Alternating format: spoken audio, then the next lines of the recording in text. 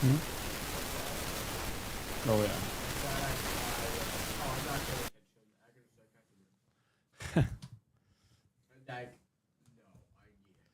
That cat's like, I demand respect.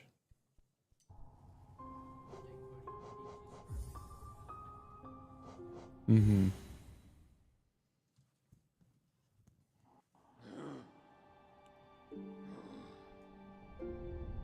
Okay, so now going to souls.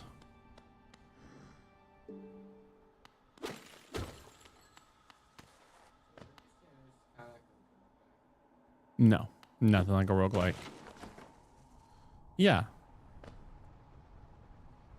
it's in the more of the castle. It's like a Metrovania.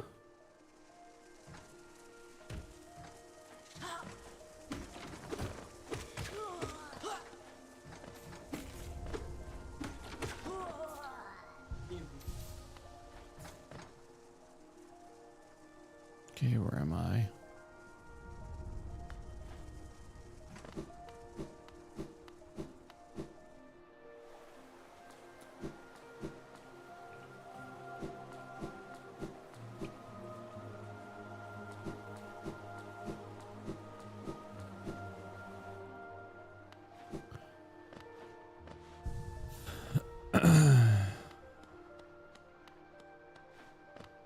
Oh, my bad.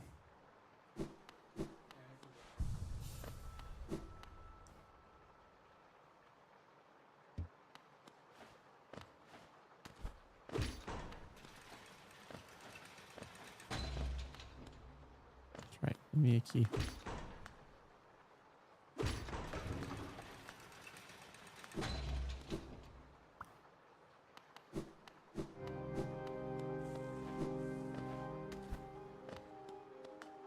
It reminds me of Bastion Castle from Kingdom Hearts. Yeah, I play. Yeah, no, I play Kingdom Hearts. Certainly around you. Oh yeah, I'm trying to tell you right.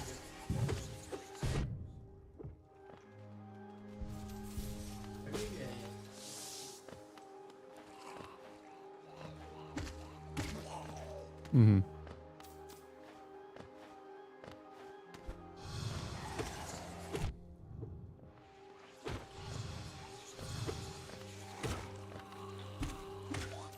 The way these guys run. The score in this game.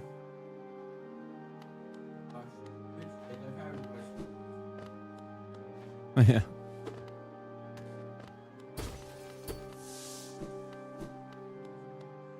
Mm-hmm.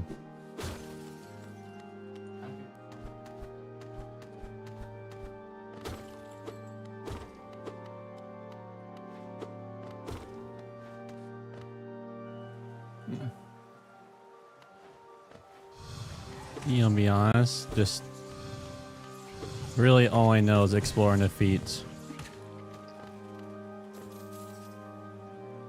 All I know is I'm pretty much a knight exploring pretty much an abandoned city, but like people who go down here go crazy.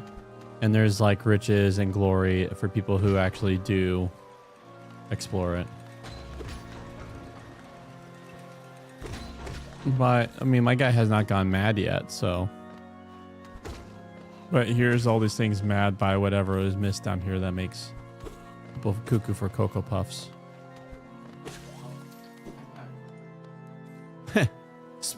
Like speaking of Cocoa Puffs. All right, this is where.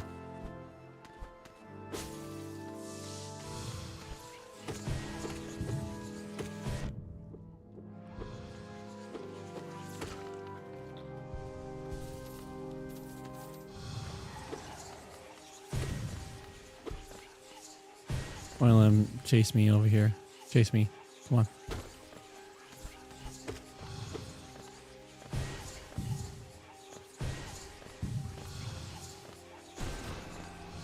What the heck?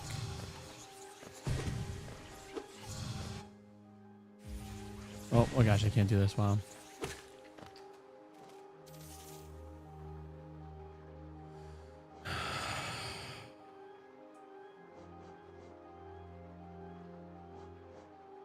That's what I was doing. All right. There should be a second one.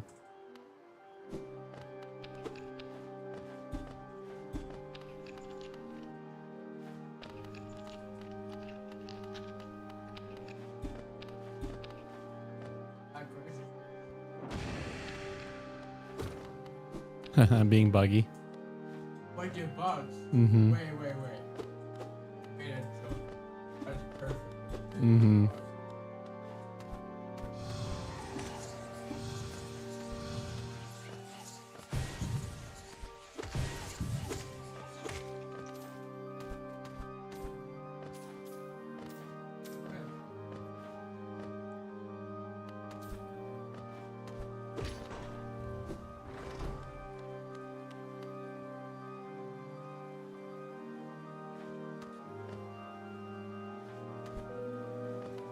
Okay, let's quickly see what's right here.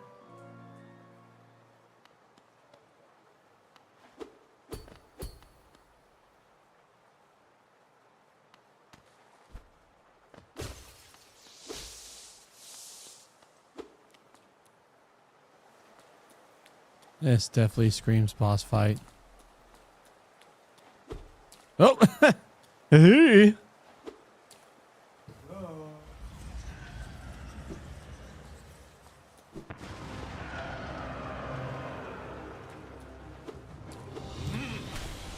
Oh.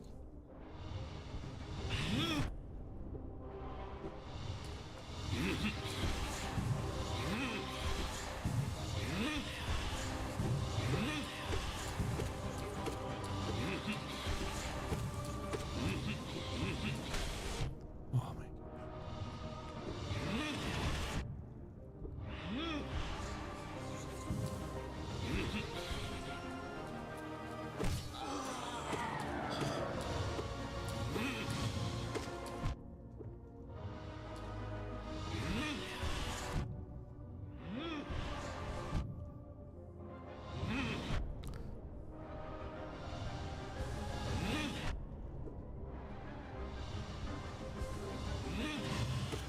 Oh man. Oh, I see. I have to climb up.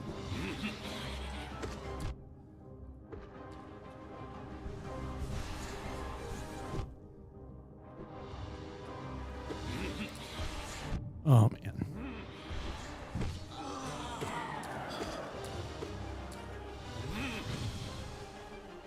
What? Ah. I just imagine sound effects.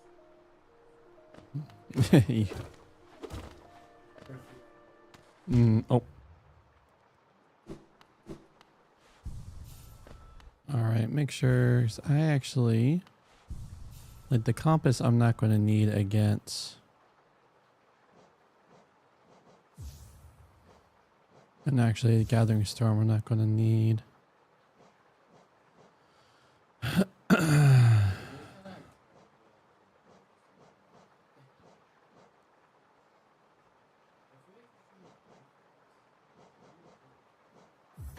I'll just get longer nail.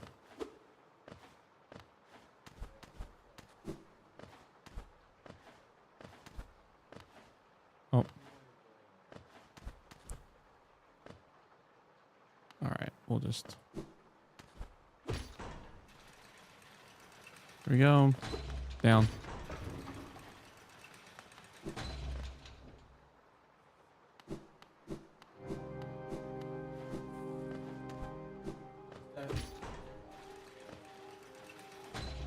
Yeah.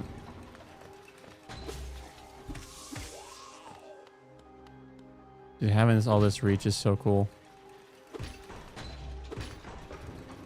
Oh yeah, you know. I do have one thing of reach. It like greatly increases my reach. But I have a thing that greatly increases my reach, and that's what I had to equip. But I also had so that any money that drops comes towards me.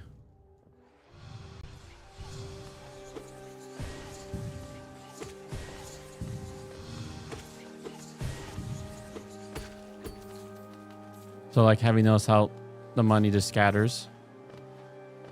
My usual charm is compass, so I know where I'm at. I do have one thing of greater reach, which you saw me with the one thing. Now I have both things of reach. So this is like the thing I equipped only gives like little reach, while this one just gives. Well, the one I had equipped just gives. One thing I always have equipped gives greater reach, but I equipped something that gives normal amount of reach, but together they increase a lot. I just don't have enough slot for utility, and so when I'm traveling, I'm not too worried.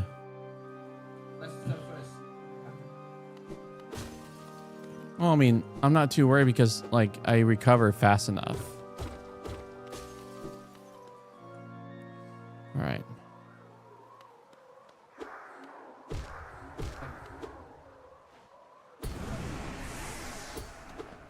There we go.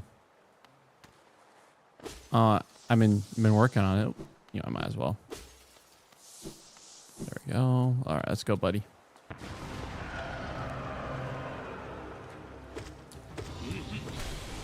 Oh, I forget. I need to remember he does the.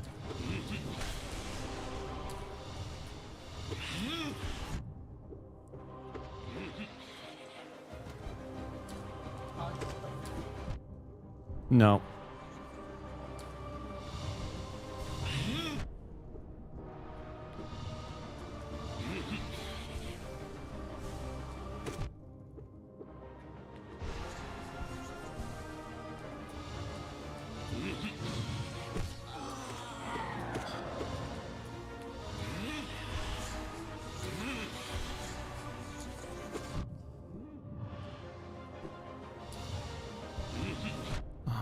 I need to find perfect timing. I keep always.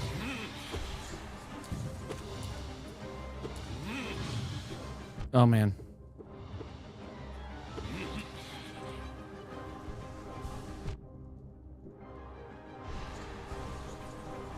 There we go. Turn.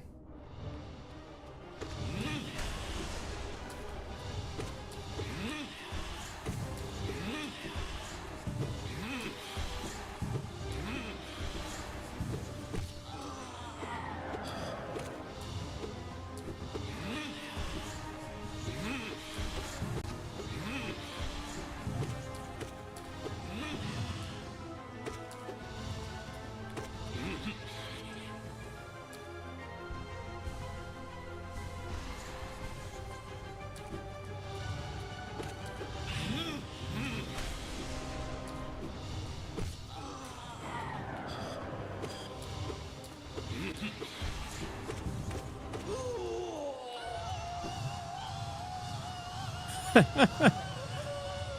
feel like he's about to start yelling unacceptable.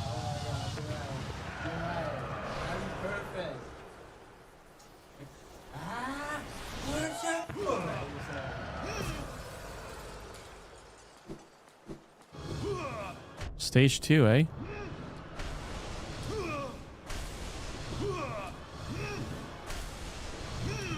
Let's see.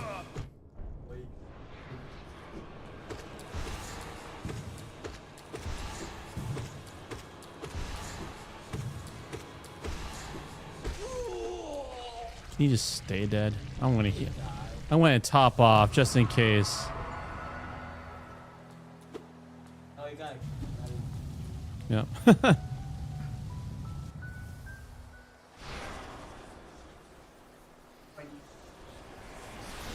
Some sort of power. Consume the desolate dive.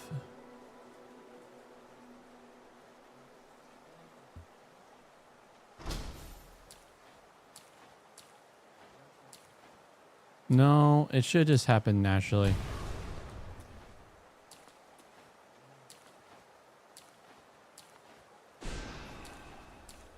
I don't know. All right. Oh, if I have to have more of that, Maybe. like, Mm-hmm.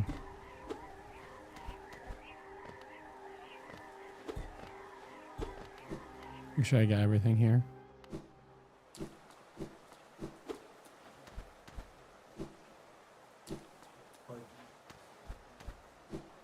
it's buggy out. Oh, here we go. There we go. That's how it's done.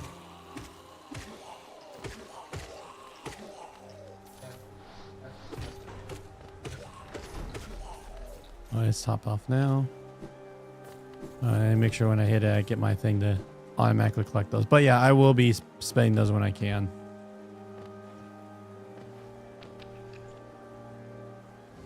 I see I gotta tap it.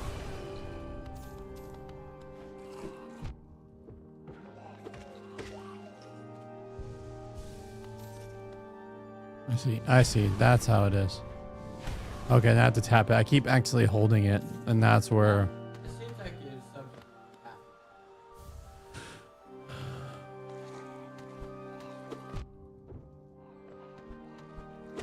Let's say when it's loading. You see, you have to hold... Yeah, you hold down the direction. Oh.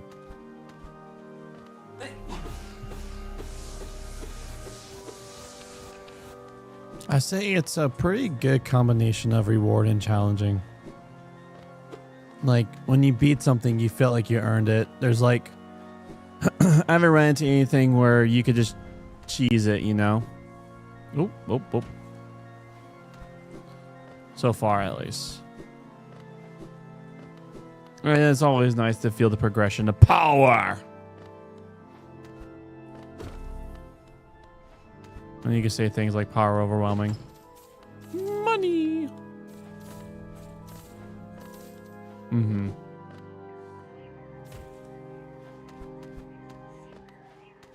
Mm-hmm.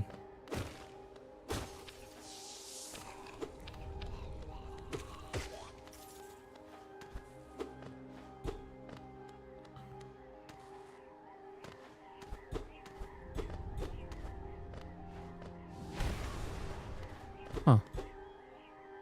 C46. You ready to do Battle Project? Okay. All right, get out of here. Say potato.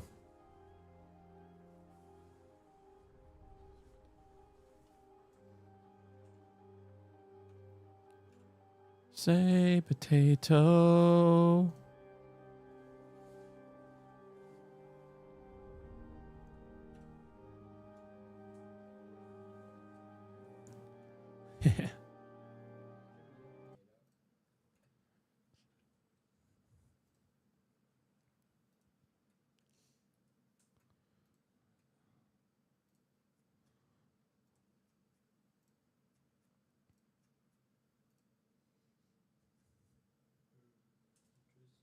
Design patterns. One of the best things to ever nerd out on. Exploring how biblical narratives work. And it turns out stories in the Bible are like any other story. You've got to pay attention to the characters, the setting, and the plot. Yeah, these are the basic tools an author uses to help readers see the meaning and significance of the events. Now, it's time to learn one final skill that will bring all these elements together: how to detect design patterns in biblical narrative. What do you mean by design patterns? Well, the biblical authors have shaped all these elements, character, setting, and plot, to create series of repeated patterns that weave through story after story and tie them all together. When you notice these patterns, you'll see how different stories across the whole Bible have been coordinated to emphasize key themes. This sounds interesting, but how do you know how to find a biblical pattern? Well, biblical authors do it subtly. The best way to catch on is to watch them embed key words and images that link stories together. Take, for example, one of the main themes of the Bible, the complex and tragic human condition. Okay. So let's start at the beginning, where God is making a really good world. Right, 7 times it says God saw that it was good. So those are clearly important words. Now watch. God appoints two characters named Human and Life to rule this world on his behalf, and they're told that everything is good for them to eat. Except for the tree of knowing good and evil. So then the humans doubt God, and in Genesis we read, they see that it's good to take this knowledge for themselves. Then we read, they desire to become wise, and then finally, they take what they want. And everything falls apart.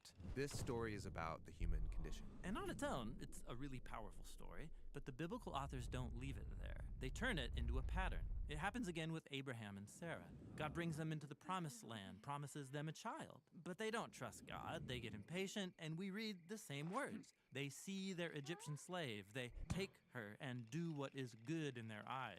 You get it? Yeah, the stories match.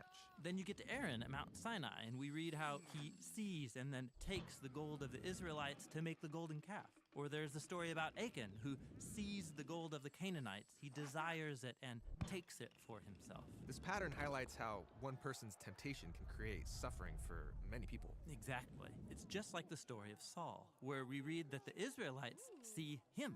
They desire him and take him as their king so they can be like all the other nations. And Saul's reign leads them to destruction. Or there's the story of David, which says that he sees Bathsheba, he desires her and then takes her and then kills her husband. And then David's family starts destroying each other. So you see, it's just one basic theme repeated over and over. These stories are all designed to show the temptation pattern. Which is kind of a downer. But the repetition builds up anticipation. Perhaps someone will come and break the pattern. This is why the stories of Jesus have been designed to carry the patterns forward to their climax. Really? Yeah, like what does Jesus say when he's faced with his greatest temptation to avoid dying on the cross? Not my desire, but your desire be done. So the pattern flips, and you have one person resisting temptation, and his suffering provides life for many. Very cool. Can we do one more? Totally. How about a big one? How God brings humanity through chaotic waters into a new world. It starts on page 1, where God separates these dark, chaotic waters. Yeah, dry land emerges as a home for humans to flourish. Then the pattern reappears with the chaotic waters of the flood. God rescues this remnant, Noah and his family, through the waters so that they can step onto dry land and become humanity 2.0. Now, does that basic storyline remind you of anything else? Oh, right, the famous Exodus story. Yeah, exactly. That's when God saves his chosen people from Egypt by leading them through the waters onto dry land. While Pharaoh and his armies destroyed. The pattern repeats later with Joshua and the Israelites. They passed through the waters of the Jordan into the Promised Land. Yeah, you got it. So now you can see how later biblical authors will project this pattern into the future. Like Isaiah, he hoped for a new Exodus with a new king, leading God's people forward into a new creation. And in this repetition, the nations become the chaotic waters. So you can see how combining all these patterns brings us to Jesus. Yeah, notice how all the Gospels highlight that story of Jesus going to the Jordan River. He goes into the waters and back out again. His baptism. That's when God announces that Jesus is his son, who will rescue the world from the chaos of our evil and violence by going into death and out the other side. This is why baptism became such a big deal for Jesus' followers. It's about participating in this ancient pattern, going through the waters of death, following Jesus into the new creation. These design patterns seem really important. Yeah, they're actually the main way biblical authors have unified these hundreds of stories together. And every pattern develops a core theme throughout the whole biblical story that leads to Jesus. Great. That's biblical narrative, which makes up over 40% of the Bible.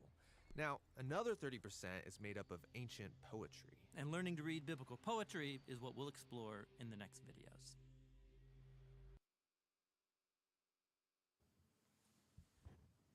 All right. What was the theme?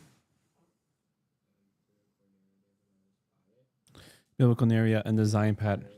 Right. And so what was a good one that they showed? It was repeated. Yeah, like the retaking pattern, right? Like you have Adam and Eve, they take. Yeah, Abraham and Sarah. They see Hagar is good, building a family, they take. Yep, Saul.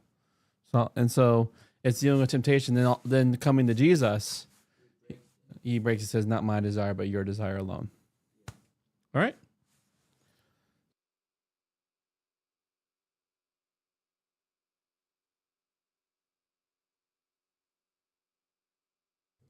All right, friends, this is me calling it. Peace.